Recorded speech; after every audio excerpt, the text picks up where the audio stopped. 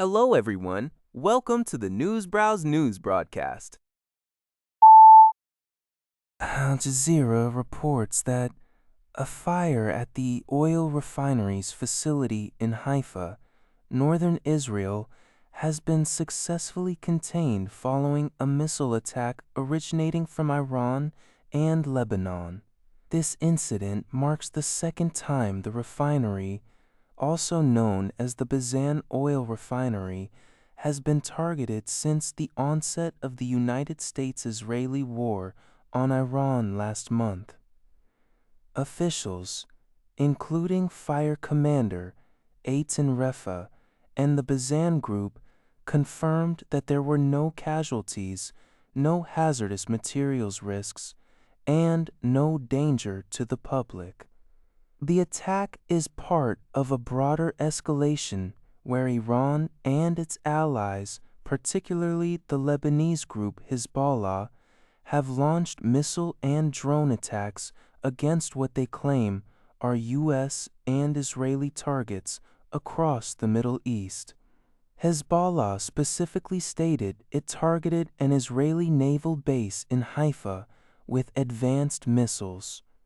In response, Israel has intensified its assault on Lebanon with airstrikes and an expanded ground invasion, aiming to eliminate Hezbollah fighters.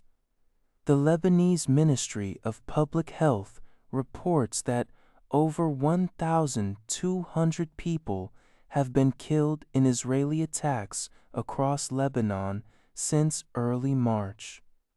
Furthermore, Israeli orders have displaced more than 1.2 million people from their homes.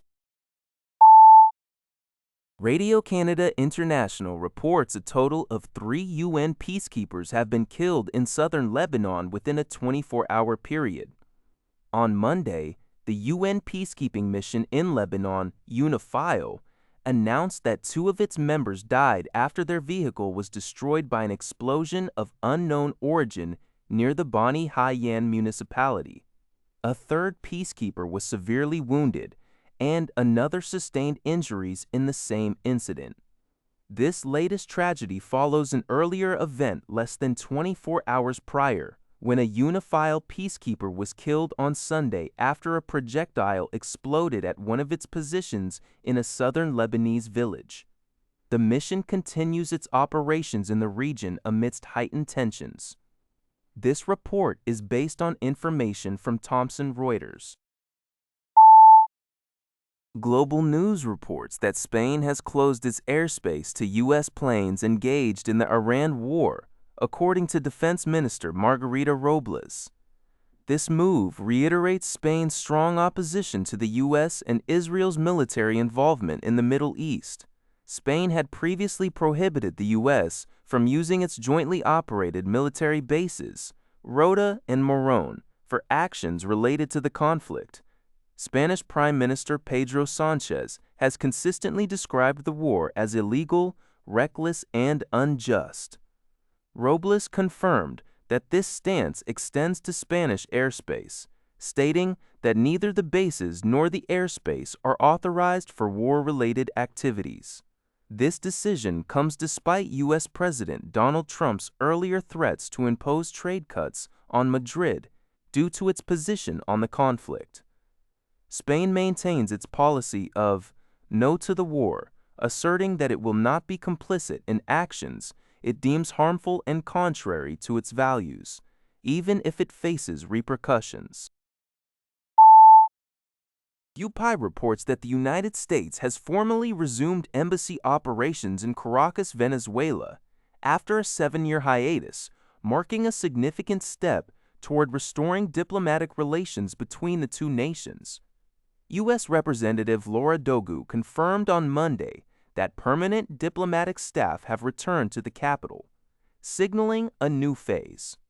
This move follows a symbolic flag-raising ceremony at the diplomatic compound on March 14th, exactly 7 years after the U.S. flag was lowered in 2019 due to Venezuela's political crisis. Since then, Diplomatic affairs were handled by the U.S. TOC External Office for Venezuela in Bogotá. The reactivation aims to resume key functions such as engaging with political actors, civil society, and the business sector, as well as rebuilding facilities. While full consular services and the appointment of an ambassador are not yet announced, this resumption occurs amid a gradual rapprochement and could have implications for energy, migration, and trade relations.